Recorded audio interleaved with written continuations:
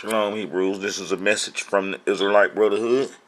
Okay, Hebrews. Man, it's a lot of Hebrews. It's a lot of organizations. Man, I'm talking about it's a lot of Israelite organizations. It ain't that many to knock organizations, but, it's a lot of Israelite organizations and Hebrews trying to get up, you know what I'm saying, and get our history correct, and that's positive. But, what I want Hebrews to know, which all of us know, but this is for you people that's just now tuning into the Israelite Brotherhood channel on YouTube. Look, every Israelite wants to be right using Jewish myths. Make you wrong on Israelite history. It's a lot of Israelites, man, they sound good, man, and they can, make the history, sound fascinating. But they be using Jewish myths. And then what I mean by Jewish myths is that the Jews have a history. This is what Israelites, man. Israelites totally ignore that the Jews have a history. Israelites don't want to accept that the Jews have a history because the average Israelite don't understand that we Israelites abandon our heritage to the Jews. The people that are called Sepharvaim and Ashkenaz. You see, a lot of Israelites don't know that we abandon our heritage, man, to them people. And they don't know when. And when the first thing, man, the Israelite holler when trying to explain the non-pigmented peoples that claim an Israelite heritage, man, is that they'll say, the Khazars. Man, they're from the Khazars. And man, they don't understand nothing what's going on. It's sad. And then you can't hardly tell them Israelites nothing. Man, they don't want to understand. And then how they got tunnel vision, man. And then they just think, man, that they just have the absolute truth.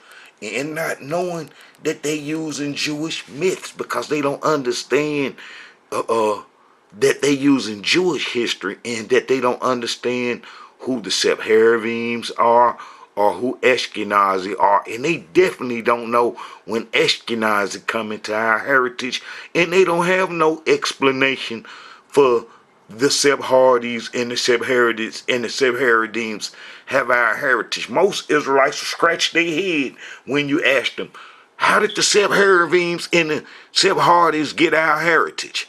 You know what I'm saying? How did they start claiming the Israelite heritage? Most Israelites gonna scratch their head and they just ain't gonna know. They gonna hunch their shoulders and they gonna scratch their head, and some of them gonna make up something. They gonna say, they from the Khazars and they come from here and they went around the carcass, man. So they gonna make up something real crazy. You know what I'm saying? That's like when dealing with Israelite history, man. Israelites, man, I be laughing, but it ain't funny, man, because when you know the truth and that you can prove the absolute truth, and this is what happened, and this is the way that it is, that, man, some of that stuff be sounding crazy. Like one Israelite told me that Solomon was way over here in America. That's them Israelites that believe in the 10 lost tribe doctrines, as I prove over and over that it was never any 10 lost tribes, and that no tribes, that no 10 tribes was taken from the promised land to Assyria and then disappeared some kind of way. They supposed to made it to the Americas in a year, a land called Azarias. Now, them Israelites don't know that they using the Jewish books. Those apocryphal books. They using the Jewish books. And I'm explaining how the Jews have a history too. And it's kind of crazy, man, to think that the Jews don't have a history, and to think that we Israelites responsible for all this Israelite history that exists on earth. Man, I'm talking about that's crazy. And to think that we in all these lands practicing the covenant, man, up off the promised land, and how half the Israelites don't even know we broke the covenant. They just think that we just left the land during the Roman times. That they didn't skip way past Tanakh history and then picked up the New Testament and then read about Jesus, and they don't have no clue what went on. They don't know the dates of the prophets, when the prophets came, when the exiles prophets came. They don't have no clue about none of this stuff. And then when you try to explain his history to them, they don't want to hear it. They don't want to hear it. You know what I'm saying? Because they want to be right.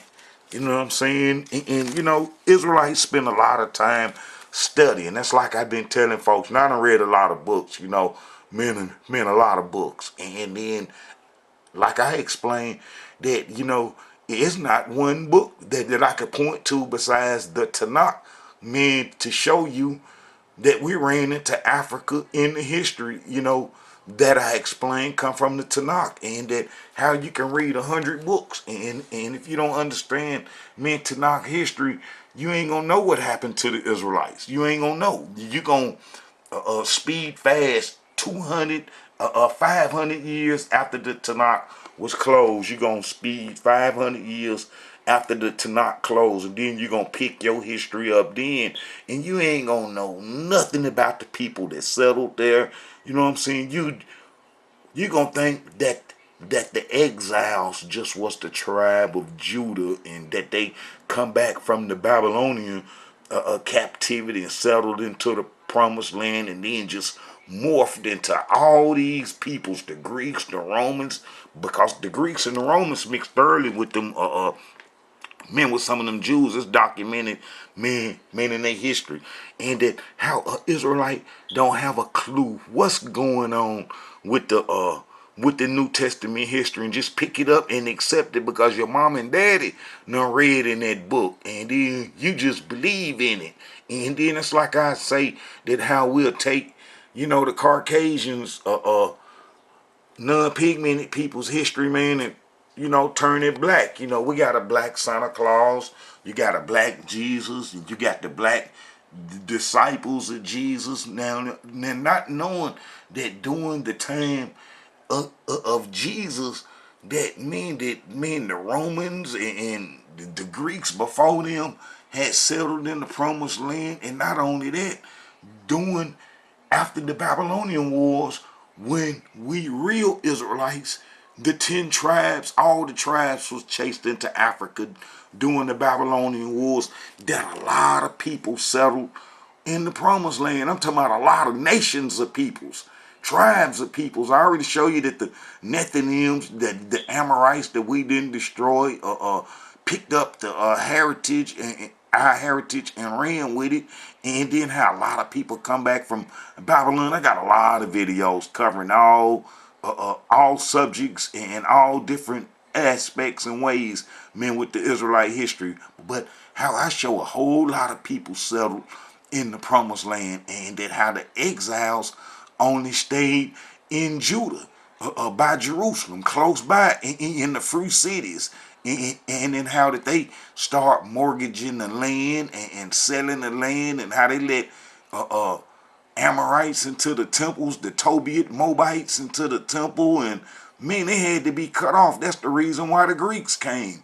Why do you Israelites think that the Creator let the Greeks come into the promised land?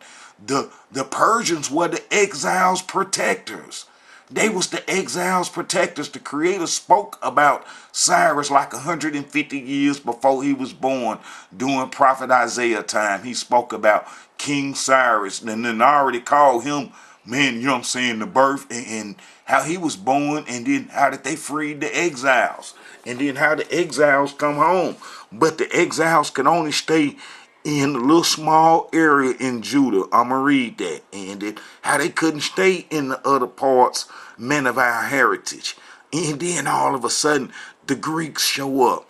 Why would the Greeks show up? Why would the Greeks show up and take the promised land over, as well as Egypt?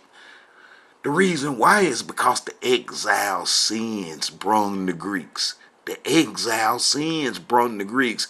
They had to be destroyed. They was passing the heritage over to the enemies. They had to be destroyed.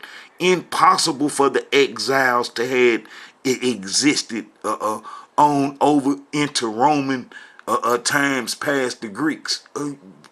Because, you know, they would have been past heritage and mixed all up and mixed with everybody. And how that the Creator had already said that, it was over with. I proven countless videos how the history was over with, man, after we went into Egypt, man, to worship the Egyptian worship, all the tribes, the 99% of the people, and then how we didn't return after the Babylonians were defeated by the Persians, and how we stayed into Africa. I explained it couldn't be no two covenants, one of us doing the covenant and then the majority of us set for the curses. Man, it don't work like that.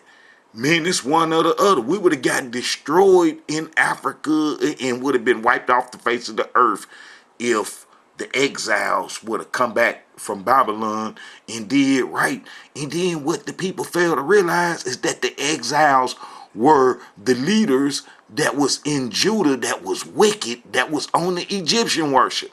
But they obeyed Almighty Yah and went on to Babylon because he said that they was going to be there a short time, and then, how they come back. But when they come back, man, they start mixing. That's what the book of Ezra, Nehemiah, Haggai, Zakkai, and Malachi going to be the last book. When you read Prophet Malachi history, it was over with. The priests and everything. And then the Greeks roll in. Man, I show how the Lichimists, the Ptolemies, and how a whole bunch of nations and people start claiming, man, the Israelite heritage. And then that's just during Greek times. We ain't, mention during the Roman times, and then how Israelites don't understand New Testament history. Man, they don't understand New Testament history. They don't understand who we abandoned our heritage to, the scribes that could create books and create demigod worships and so forth, and how that the Israelites don't have the correct history of the New Testament era in around about that time. That's like that 70 AD thing. A lot of Israelites think that we ran into Africa in 70 AD. One Israelite say that, I just did a video about him, that how we ran from the promised land through the Sinai mountain and then swam across the Red Sea and went over to Nigeria, meant to be enslaved and stuff.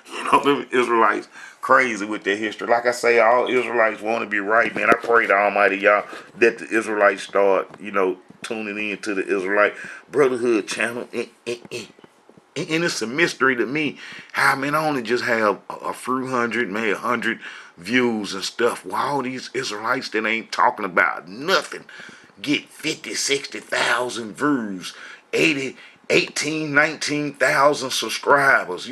Something going on. It might be something with YouTube, preventing these videos from getting around, because they know real Israelite history is here now. Without a question, real Israelite history is here now. This is a message from the Israelite Brotherhood. All right, Hebrews, look, man, it's Israelites, every Israelite wants to be right. Using Jewish myths makes you wrong on Israelite history, especially those Israelites that be coming out the New Testament.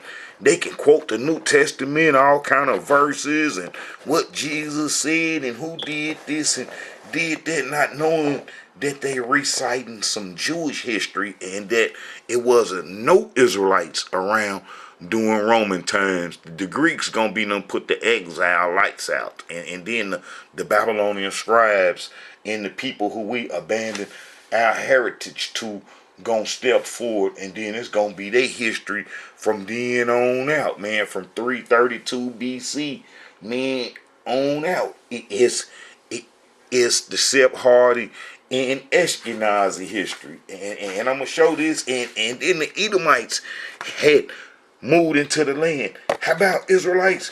Men don't even understand, man, the Herod temple destruction era, and the peoples that was protecting Herod temple and fighting in the land were none other than Edomites. And Jesus was mixed up. Jesus probably could have been a full-blooded Edomite. You know what I'm saying?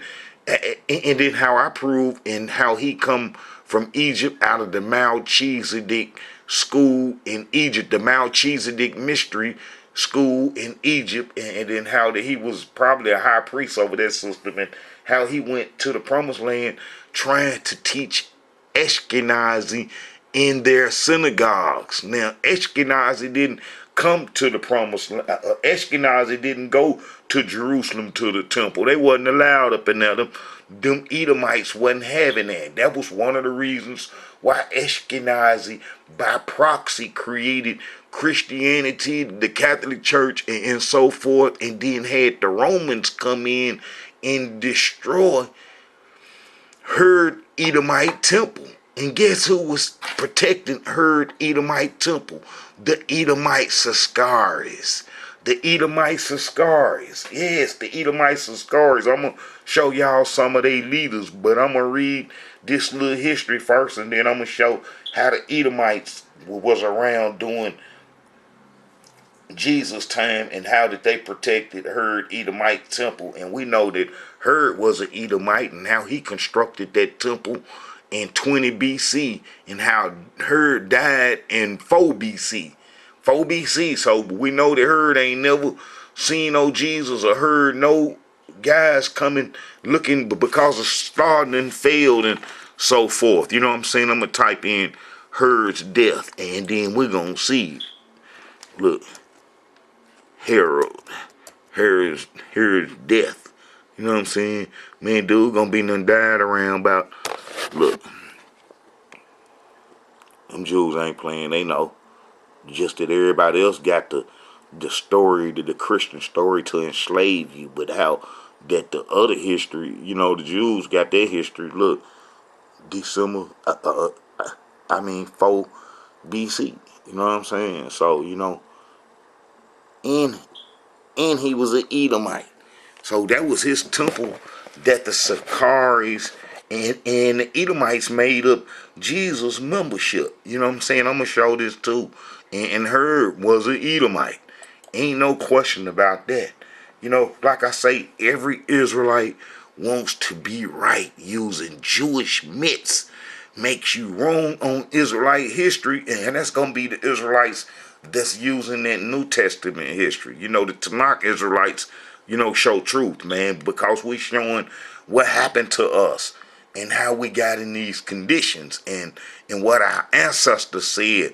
And thus said the Elohim, thus said God, the Lord God. All that's in there. You know what I'm saying? All that's in the Tanakh. That's supposed to be Almighty Yah speaking direct, and how you don't have that in no New Testament. And then how I show that the New Testament, that Yah's son is a term of endearment. And I got a video named about Yah's son as a term of endearment. You know what I'm saying? So, you know, Israelites have to reevaluate our history. And then when you run across some real clear history, somebody showing you some real clear history, man, about the New Testament, man, you got to tuck it on down, man, and go on and listen to it, because it might set you free if you believe in the New Testament. You know, if you listen to history that criticized the New Testament, it might set you free. And how most Israelites don't want to listen to no history that criticized the New Testament because they don't want to be set free. And then that's like I saying this, that if the Israelite Brotherhood get a little play with the Promised Land, our Jewish counterpart want to work with the Israelite Brotherhood on some type of settlement with this Israelite issue, I'm here to tell you that the demigod worshippers, the Jesus believers, can't come back to the Promised Land, and how the Israelite Brotherhood is going to be responsible for cutting you off. If you believe in the Jesus and you're trying to make it back to the Promised Land, which you shouldn't, you should be in captivity believing in Jesus and waiting on him to come save you and resurrect you. And how that when it's time for us to go back to the Promised Land, how you shouldn't come with us back to the Promised Land, you Jesus believers, and how y'all should stay right where y'all at. Y'all should stay right where y'all at when the time comes. For those who believe in Yawashi, Those who believe in Yawashi and Jesus, you need to stay right where you at when the time come for us Israelites to exodus this captivity and go back to the promised land, because you supposed to be waiting on him to come save you. Now we waiting on Almighty Yah to save us, and our captors supposed to help us get back to the promised land. But how you Jesus believers supposed to stay here and wait on Jesus. So when we start leaving to go back to the promised land, don't y'all come with us. You stay here and wait on Jesus. Do not come with us to the promised land, because, we gonna stone you. You're gonna get stoned if you get around us Israelites that believe in Almighty Yah only, and then you come with that Jesus stuff, and then we in our own land, and they don't have no police or none of that over us. We're gonna stone you. We're gonna stone you. You shall not be in the promised land among us worshiping no Jesus. You getting stoned. And then how the Israelite Brotherhood want to be responsible for cutting the Jesus believers off when we exodus to the promised land. I pray Almighty Yah let something like that happen.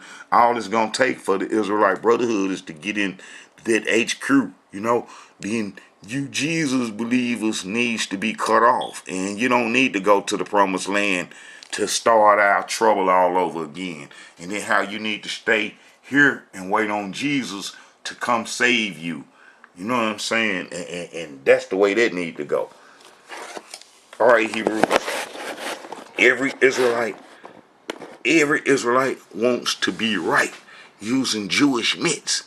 Jewish myths make you wrong on Israelite history. And what I mean by that is how Israelites use the 10 lost tribes. Israelites use the demigod worship. Israelites use that we ran into Africa in 70 AD because Herod Edomite temple was destroyed. A lot of Israelites don't even know who was protecting Herod Edomite temple at the time. All Edomites. All of them Edomites. And I'm going to show this. I'm going to show how all of them Edomites. Man, I had wrote this long time ago. When I first start, posting on Facebook. When I first start posting on Facebook, and this was around about that time, July the 30th, I just put the history down, for 2 years. I just put all the history down that I could think of, and that the Israelite Brotherhood know and need to share with the Israelite community. For 2 years I did that. And then for these other 2 years, I just been putting down videos to history. You know what I'm saying? The history and the videos. But you see this Yochanan ben Zakkai, that's gonna be an Edomite.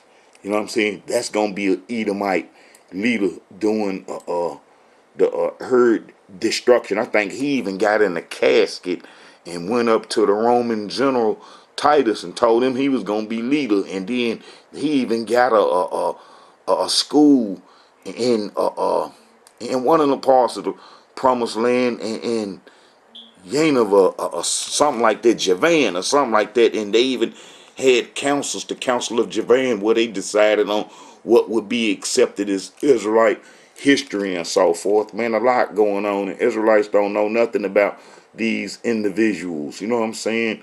And how the Herod was an Edomite that built the temple, and then how the Zealots and all those folks, the Zakkai and all those were Edomites. You know what I'm saying? And how Ananus was a high priest, a Edomite high priest, and then how the Simon Bar Gore was an Edomite leader that was helping defend the Edomite temple from the Romans' Ashkenaz destruction of the Edomite temple. Ashkenaz had settled in the land, in the promised land during the Babylonian wars. That's like I say, a lot of Israelites don't know real Israelite history, and how that when they try to explain how these Caucasians and how Ashkenazi got in got in the promised land and how they jumped straight to the Khazars. And the Khazars, the Kurds, and the Khazars, the Kurds, and the Karaites, all them related, and how they was up in here in Armenia, and how the Khazars little empire even stretched around the Ukraine, but through the Caucasus Mountain, and how I showed in history how Ashkenazi just later on through trade routes went and hooked up some of Japhet kids, the Togarmah kids, and so forth. His younger brother kids gave them Judaism, but how that they really couldn't hold on to it right there because a whole lot of folks and a whole lot of fighting was going on, you know what I'm saying, around in these parts with folks trying to get in to Europe and whoop them up, some them Mongols and stuff, the Mongol tribes, and how the Khazars lights went out around about 960 and so forth, and then how most Israelites are swept down. That all history dealing with the Caucasians come from the Khazars, and then how that they don't know nothing about Ashkenazi and how that they settled in the Promised Land, in the Promised Land in ancient Beth Shem, and called it Scythopolis, and how did their history then got all past them, and them not knowing this make all their history wrong, meaning about the New Testament and their history wrong probably in general, because they don't know nothing about Ashkenazi, and they can't say when he came in, they don't know when he come in, they don't know where he come from, they don't know how he got in the Promised Land, and they don't know that he came in with the Chaldeans, and that they controlled Chaldea, that they controlled Chaldea, and that they made up the Chaldean army, and then how Ashkenazi chased us out, and then how did they still finding arrowheads right now today in the Promised Land. Most Israelites, you know what I'm saying, the average Israelite, he ain't gonna know nothing about this. He gonna start scratching his head and hunching his shoulders or making up some stuff when you try to get him to explain how Ashkenazi got in our heritage. He ain't gonna know nothing about that. He ain't gonna know nothing about that, and how he gonna scratch his head or he gonna start making up some stuff. You know what I'm saying? He don't know that the Scythians is Ashkenazi, and how that they destroyed the Assyrian Empire. And being that we was in collaboration with the Assyrian Empire, helping them, and that's why they come snatch the three fighters up, and that Ashkenazi would come on down and destroy us and chase us into Africa. And when they did that, the people that were settled in our land during these times that we was slipping on Egyptian religion got our heritage. You know what I'm saying? Got our heritage. And that how that the few people that was captured and took into the Mesopotamia area, that when they come back home, that how they sin so bad, that's what made the Greeks roll up and destroy the Persians. Like I said, that the exiles come back from Babylon, the Mesopotamian area, and they couldn't hold it down. That's what them books is about right there. That's what them books is about right there. How them Israelites couldn't hold it down. But it was a lot of people in the Promised Land. Man, I'm talking about Ashkenazi. I already showed you that how Ashkenazi settled in the Promised Land, and they would control what's called the Discopolis cities. And that's where all Jesus interacted with them, and how the Edomites and all them folks was mixed up, and how wouldn't been no Israelites living amongst them people. Like I say, it was just a little small percentage that had was taken to Babylon, and then prophet Isaiah prophesied their destruction. Man, I'm gonna try to walk this down, and then I'm gonna show how Edom settled in the land, and then how that would be the New Testament people, and how that the Israelites that be using New Testament history is using Edomite and Ashkenazi history and don't know it. You know, it's rough trying to, show our people the truth, and especially, our people, man, that's been enslaved, and then they done filled the void with the demigod worship, and man, that's, Israelites want to be saved. You want to be saved, but you being saved by the wrong, you trying to be saved by the wrong entity. You trying to be saved by the wrong entity, and how Jesus cannot save. He cannot save. But because he's not no Yah son, and with no special powers to do anything. And that how Almighty Yah told us that once the covenant was broken, how we would be enslaved. And that's what we going through now. All right, Hebrews, let's, man, where do I start? Do I start with Prophet Isaiah, and how I'm going to start with him? Because he going to be, man, around about 725 BC when he giving this message. This going to be around about 725 BC. And then he giving a prophecy about the exiles. You know what I'm saying? What will happen to him? He's summing up our whole history is what Prophet Isaiah doing. Now, during this time, Prophet Isaiah was the prophet over Judah, and you know what I'm saying, he was talking to Israel, but how we was on Egyptian religion, been on Egyptian religion, man, for about almost 200 some years, from when Jeroboam brung the Egyptian religion out of Egypt, and how we was on Egyptian religion, man, for about almost 200 years. Man, almost 200 years we was on Egyptian religion. And how Prophet Isaiah said this. In the 7th year that King Uzziah died, I saw also the Elohim sitting upon a throne, high and lifted up, and his train filled the temple. Above it stood the Sepharvaims. Each one had 6 wings. With twain he covered his face, and with twain he covered his feet, and with twain he did fly. And one cried unto another and said, Holy, holy, holy is the Elohim of hosts. The whole earth is filled with his glory. And the post of the door moved at the voice of him that cried, and the house was filled with smoke. Then said I, Woe is me, for I am undone, because I am a man of unclean lips, and I dwell in the midst of a people of unclean lips. For my eyes have seen the King, the Elohim of hosts. Now that's something serious. Now, we know that they got telescopes and spaceships and everything up in the sky trying to find the heavenly hosts, or trying to get sight on them. But I can show how in Tanakh history, where Almighty Yah say he gonna go hide and get in his hiding place until we get our mouth tore out. I'm gonna see if I can pull up some of that too, man, if I can remember. All right.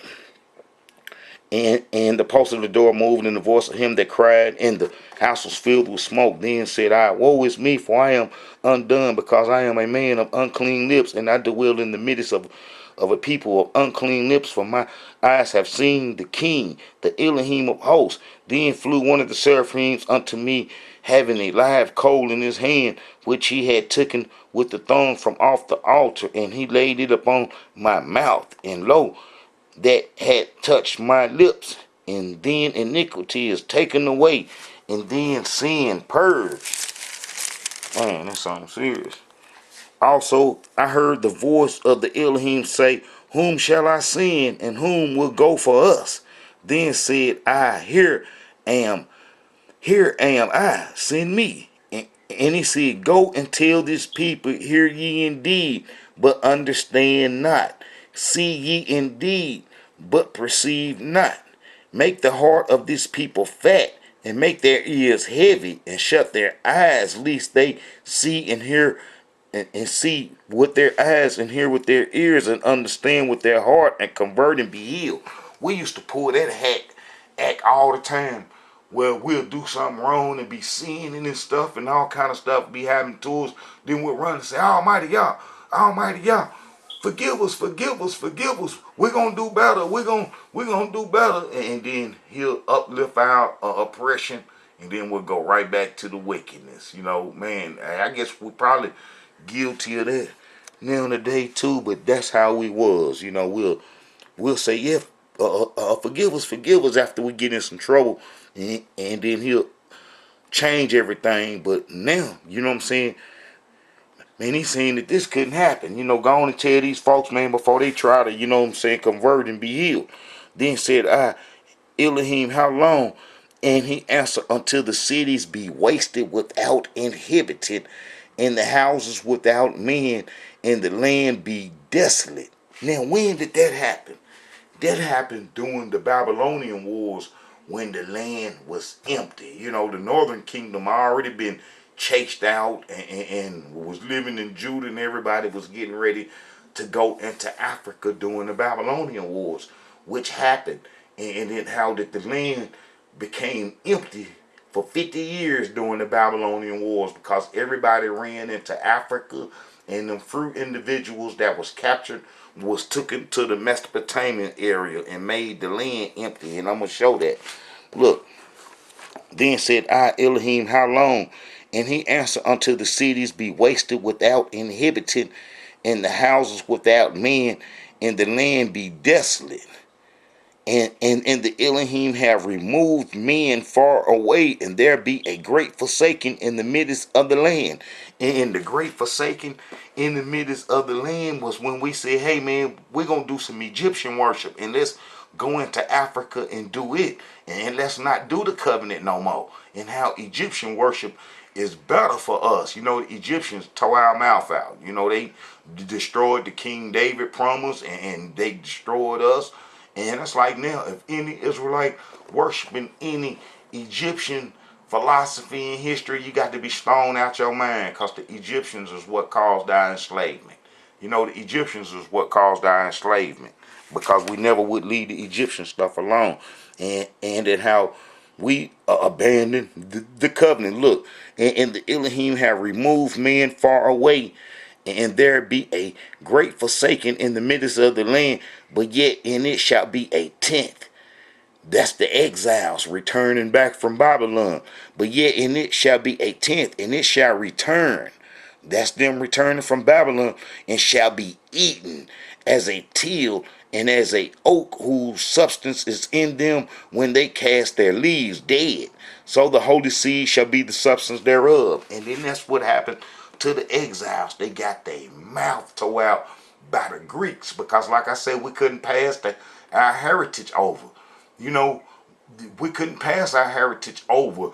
And in 70 AD, those were not Israelites that ran into Africa, and how that those was Edomites. And I'm going to prove that, how those was Edomites. But you see how he said that the holy seed will be the substance thereof, like some falling leaves off a tree, when when the tree done lost its substance, and that's finna be a dead tree. All right, look, this is when the land became totally desolate, and we forsake the land. It's during the Babylonian Wars. This would be like maybe 180 years or something like that. After Prophet Isaiah had made his declaration. And then when you get to chapter 44 of Jeremiah, you'll see it says, this said the Elohim of hosts, the Yah of Israel, ye have seen all the evil that I have brought upon Jerusalem and upon the cities of Judah. And behold, this day they are a desolation, and no man dwelleth therein. Now even prophet Isaiah was speaking in Judah when he gave his message, but you see how they was all gone, empty land. And I can show all these verses show that how he was telling us that the land was gonna be empty, and how the end was coming, how we didn't want to believe it, and how that we was worshiping the Egyptian religion. And this is what we see. This is the great forsaking right here. It is when we see this. This is during the Babylonian Wars. This is almost 200 years after Prophet Isaiah said what he said. Then all the men, this is Jeremiah 44 verse 15. Then all the men which knew that their wives had burned incense unto other gods, and all the women that stood by a great multitude, even all the people that dwell in the land of Egypt and Pathros, answered Jeremiah, saying, As for the word that thou hast spoken unto us in the name of the Elohim, we will not hearken unto thee, but we will certainly do whatsoever thing go forth out of our own mouth, to burn incense unto the Queen of Heaven, and to pour out drink offerings unto her, as we have done, we and our fathers, our kings, and our princes, in the cities of Judah and in the streets of Jerusalem. For then had we plenty of food and were well and saw no evil. But since we left off to burn incense unto the Queen of Heaven and to pour out drink offerings unto her, we have wanted all things and have been consumed by the sword and by famine. So we see it, and then we already know that the northern kingdom was already messed up on Egyptian religion from Jeroboam, and now he go to southern kingdom. You know what I'm saying? On Egyptian religion. So we would have to be driven off the land, and we was driven off the land, and then the land became empty, just like Prophet Isaiah say, and that 10th was taken to Babylon, and then when they came back, they got destroyed. They got destroyed because there couldn't be no two covenants, you know, with the 99% in Africa, and then that little small percentage in the promised land, you know, that couldn't happen. And then this is us going, everybody going into Africa. This would be all the tribes right here. You know, he ain't naming the northern kingdom no more. You know, this is all the tribes, both small and great. You know, we would go into Africa during the Babylonian Wars, making the land desolate and empty. This is 2 Kings chapter 25, verse 26. And all the people, both small and great, and the captains of the armies arose and came to Egypt, for they was afraid of the Chaldeans. Now, I already explained who the Chaldeans ain't nothing but Ashkenaz. That's nothing but Ashkenazi, the Scythians, you know, that made up the Chaldean army. And then, like I say, how they still finding the arrowheads. I got videos explaining, you know, how Ashkenazi come into our heritage, just dealing with them. But this just showing how the Israelites, they be thinking that they correct using New Testament history and don't have a clue what's going on and stuff, and can't explain how Ashkenazi or the Sephardim got in our heritage, and can't pinpoint when they come in, and can't pinpoint where they were throughout biblical history. You know what I'm saying? And how did the New Testament be their books, the occupiers' books? Even the Greeks came, and then, like I explained before, that how the Greeks come a short distance. Greece, look, Greece right there.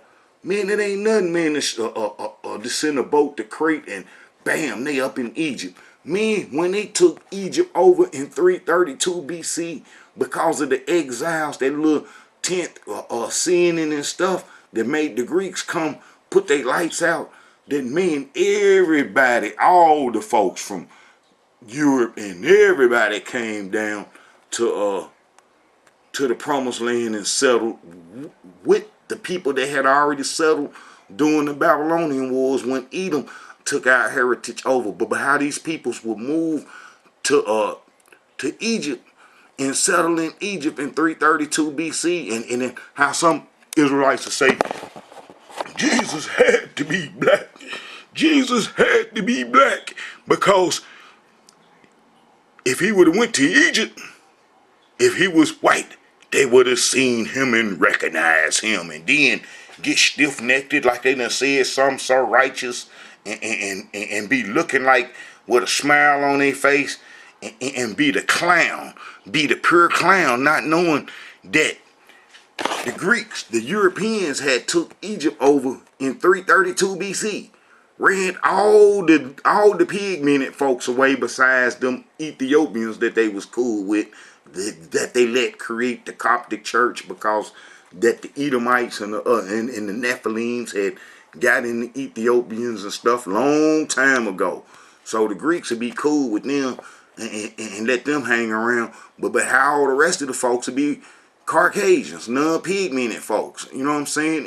And then that's why come folks be, the Africans and the black folks say, why the Europeans claim an Egyptian heritage, knowing that man, because they took Egypt over in 332 BC. And how did they can claim Egypt? Because they took it over in 332 BC and been had it almost ever since then. And that how when that fellow Jesus would have ran to Egypt, it would have been hard for him to hide being a black person, being that the Greeks and the other Caucasians, Romans, had took Egypt over way before he was born. So, we got to get our history right. That's why I say every Israelite wants to be right. Using Jewish myths makes you wrong on Israelite history, and how I just proved right there that how it would have been hard for Jesus to hide in Egypt being a black person or a pigmented person, being that the Greeks and the other Europeans took it over in 332 BC. That's 300 some years before dude born. Now we know that how that them folks sailed across America and took America over, and you know what happened to the natives in 300 years? How wasn't hardly none of them left. And just imagine, they just had to go just a short distance, man, to get to Egypt, and then how the man Egypt was their spot.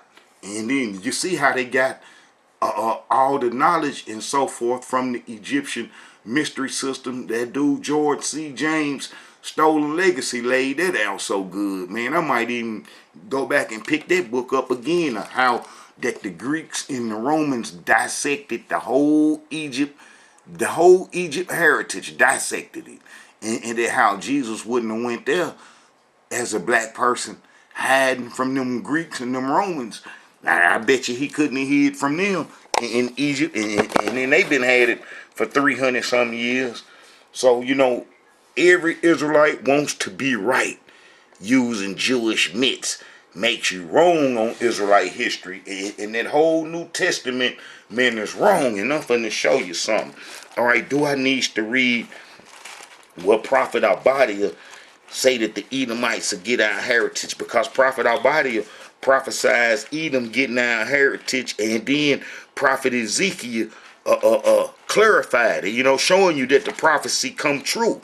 And then Edom in our heritage all that time. And then I can show you that how Jesus mixed up with the Edomites and how that they was part of his membership. And then I'm going to show you that the people that was protected Herod temple were Edomites. The Zakkais, the Zealots, and all those were Edomites. And how that they leaders are named in Jewish sources. And how the Israelites don't know nothing about that. And how they just pick the New Testament up and read that. And then I got this dude that's talking about the New Testament, letting you know that how it was written 50, 60 years after the fact from third-party sources. Them peoples in the New Testament is talking from third-party sources, talking from the third person and so forth. But let's look at Prophet Obadiah and see what he got to say, because this is in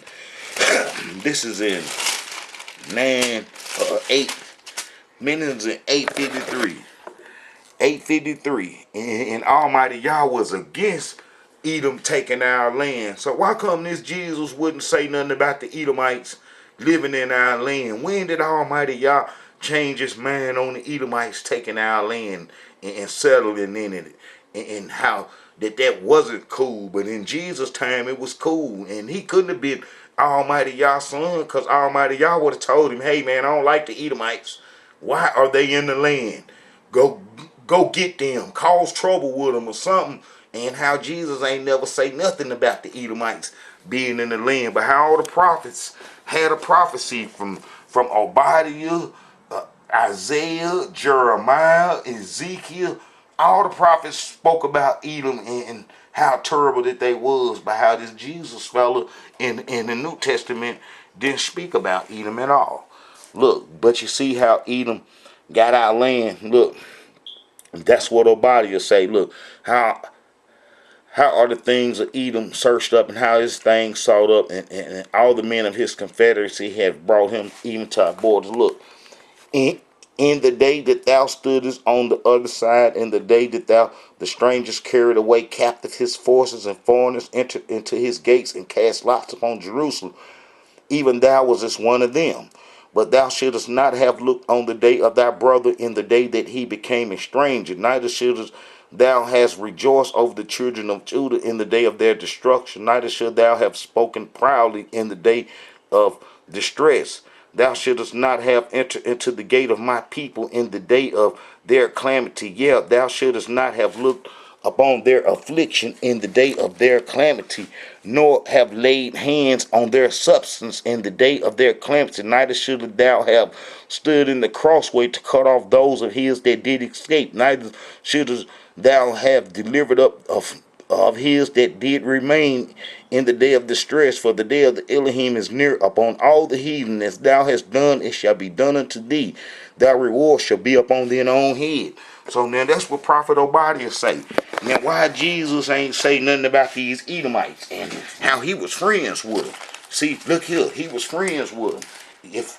If we go to Mark 3, and from Jerusalem and from Edom and from beyond Jordan, and they about tried and Sidon, a great multitude, when they had heard of what great things he did, came unto him. You know what I'm saying? And he spake unto his, you see, those was his folks right there. They came and kick it with him. Look, you see Edom right there. Edom, that's the Edomites. And how that they would spend time with Jesus. And how Jesus wouldn't have a clue. You know what I'm saying? Who the Edomites was. You know what I'm saying? It's like if you go to Ezekiel 35, this is gonna be during the Babylonian wars, when what prophet Obadiah prophesies come to pass, as well as what prophet Isaiah prophesies come to pass with us, eventually being driven out the land. Look, moreover, the word of the Elohim came unto me, saying, Son of man, set thy face against Mount Seir, and prophesy against it, and say unto it, Thus saith the Elohim Yah, behold, O Mount Seir, I am against thee. I will stretch out my hand against thee, and I will make thee most desolate. I will lay these cities waste, and thou shalt be desolate, and thou shalt know that I am the Elohim, because thou hast had a perpetual hatred, and hast shed the blood of the children of Israel by the force of the sword, in the time of their calamity, in the time that their iniquity had an end. And that was during the Babylonian wars. It was over with. Therefore, as I live, said the Elohim Yah, I will prepare thee unto blood, and blood shall pursue thee. And sit thee, thou hast not hate blood. Since thou hast not hate blood, even blood shall pursue thee.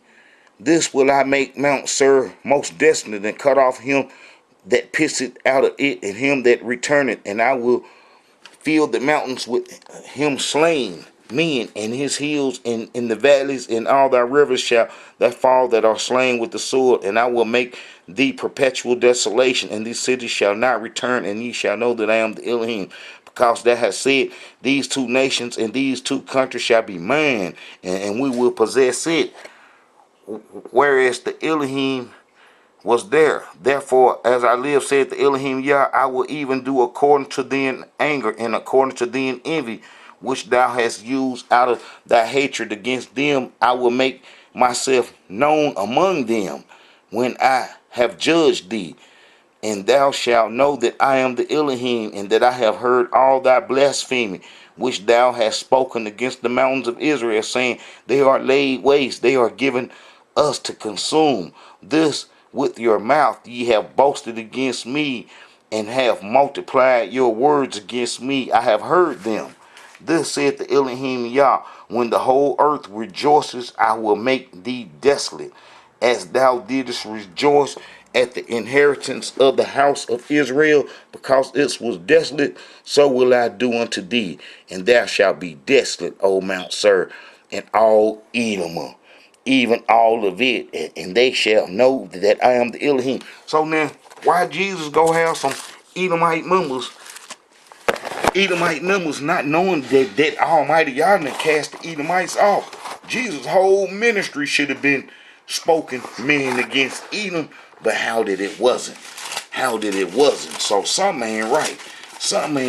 And then what ain't right is that the New Testament people were the settlers, the people that settled in the promised land.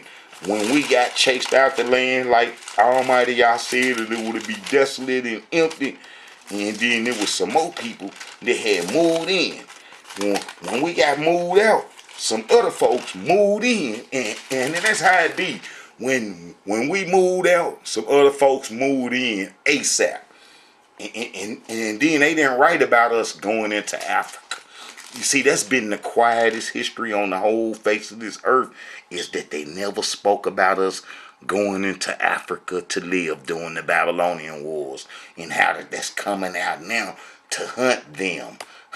Just when they trying to make over a crossover into the new age philosophy, the one world governments and so forth. Now we springing out with some proof showing that we Israelites that's finna change the whole plan up. You know, I tell you that they futuristic plans ain't gonna work because they never included us Israelites. They thought we was gonna stay asleep forever. But look, see, Jesus with the Edomites. Jesus with the Edomites. Jesus with the Edomites. And we just seen how the prophets was against the Edomites. Now let's go look in some of this history that I got. You know what I'm saying? I've been had this history a long time. Look, in when Roman war against the that temple, one of the Edomite leaders was Jacob ben SOSA. Look, you see, Jacob ben SOSA. Jacob ben SOSA, Idumean leader in the Great War against Rome. And when Simon Bar Gore went on a raid through Edom to take, you know what I'm saying, provisions, the Edomites gathered together to defend their country. Now that's what they just took and settled in what Prophet Obadiah and Ezekiel said. And you know what I'm saying? And they took provisions, the Edomites gathered together to defend their country, and then 20,000 of them went to Jerusalem. One of their four leaders was Jacob ben SOSA, the Zealot, called the Edomians to Jerusalem as protection against the Ashkenaz who were suspected of favoring the Romans. Some 5,000 of these Edomians were the chief leaders were Jacob ben SOSA, Simon ben Kathla. Look, Simon ben Kathla, who was suspected of fake. Let me see. Simon ben Kathla joined the party. Simon Bar Gore, you know what I'm saying? You know what I'm saying? All of those are Scythians, and then I mean all of those are Edomites, and then they fighting against the Scythian Romans, and then how the Zakkai man is mixed up with them. You know what I'm saying? That's like this here. You can go look up Jacob ben SOSA, and then they gonna tell you that how he was, you know, part of the Zealots and the Edomites, and how he defended Herod Edomite temple that was destroyed by the Romans. You know what I'm saying? And then Jesus went in that temple, and the Edomites was defending that temple, and we know that that temple was built by Herod, a Edomite. So, you know what I'm saying? That's telling you right there. That's telling you right there. You know what I'm saying? That the New Testament is not the Israelites' history, and that is the history of the people that settled in the promised land, and then them Edomites. You know what I'm saying? That took our land, and this Simon ben Gore, how he was hooked up with the Zakkai. Let me see if I find that Zakkai name up in here. But because those was the ones that he was leading and stuff. You know what I'm saying? He was with the Zakkai, and all them was trying to protect, you know what I'm saying, Herod Edomite temple. You know what I'm saying? All of them was trying to protect Herod Edomite temple, and them was Edomites. The Zakkai were Edomites. You know, those were Edomites. And then how all those folks, you know what I'm saying, pretended to be Israelites. And then how that the real Israelites was gone. Now I already showed that how the New Testament come 500 years after the Tanakh closed. But here's the thing about the New Testament, even though it come 500 years, 187,000 days Then they come with this New Testament, and then it wasn't even written in Jesus' time. Listen to this dude right here. Contrary to what many people think, which is many people think that every Jewish boy went to synagogue school and learned how to read and write, that appears to be a modern myth. In fact, ancient literacy in Palestine was very low. The best estimates indicate that probably at the time of Jesus, maybe 3% of the population was roughly literate. Far fewer than that could write, especially write books. The other thing to point out is that Jesus' native language and the native language of his followers was Aramaic. They spoke Aramaic. But yet, the New Testament was written in Greek. 100% Greek. It wasn't even translated from Aramaic. It was written in Greek. In Greek. So, that should tell you something ain't right there. That should tell you something ain't right there about the New Testament. Watch, he gonna tell you. The reason that matters is because of what I said at the very beginning. The New Testament Gospels were written in Greek. They not only survive in Greek, they were originally written in Greek. And not just kind of low-level Greek, they're actually pretty good Greek. Whoever wrote Matthew, Mark, Luke, and John were highly educated Greek-speaking Christians. No, not no Greek-speaking Christians. That's going to be them Babylonian scribes and them, you know what I'm saying? That was educated in how did they went to Greece in Egypt and start writing books, but how did Jesus didn't speak Greek, and how did the book was written in Greek? So right there should be a alarm going off, and it wasn't even translated from Aramaic to Greek. It was written strictly in Greek, and Jesus spoke Aramaic. Oh man, y'all better back up from that demigod worship. That's like I say, Hebrews be, every Israelite wants to be right using Jewish history, Jewish myths. Makes you wrong on Israelite history, and how all the New Testament people that believe in that stuff gonna be wrong. That's why I say, when it's time for us to get up and dip from the promised land, if the people work through the Israelite Brotherhood, and then we was to set up something for the Israelites to come back in a part of the promised land, we ain't letting you demigod worshipers, you Jesus worshipers got to stay here in captivity and wait on Jesus. You got to wait on Jesus, because you can't go with us. You can't go with us because you'll bring us down. We ain't going for that Jesus stuff. We ain't going for that stuff given to the slaves.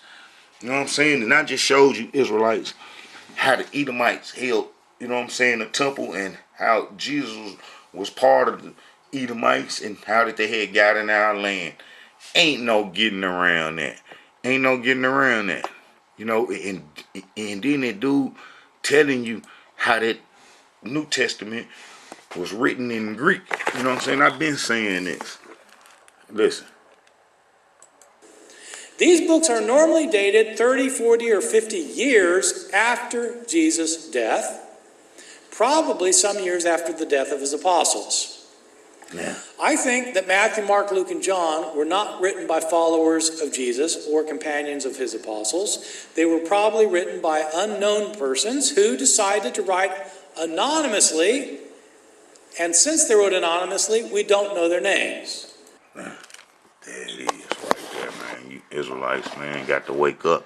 We can't be using the Jews' history to explain Israelite history, and how the Israelite Brotherhood got the best history in the Israelite community, because I show you how we broke the covenant for Egyptian religion, and then I show you how we was chased off the promised land into Africa, all the tribes, and how it wasn't no 10 lost tribes, and then I show you how we was enslaved, and how our first derogatory name was Gramentian. You know what I'm saying? I show you all this. So, you Hebrews, man, that's believing in that New Testament stuff, man. I'm talking about, come on now.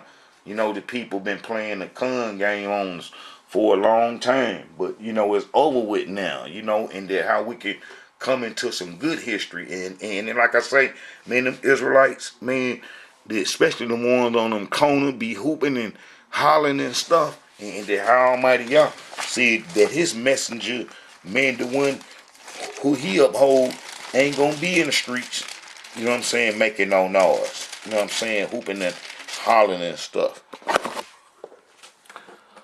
Behold my servant, whom I uphold, mine elect, in whom my soul delighted. I have put my spirit upon him, and he shall bring forth judgment to the Gentiles. He shall not cry, nor lift up, nor cause his voice to be heard in the street.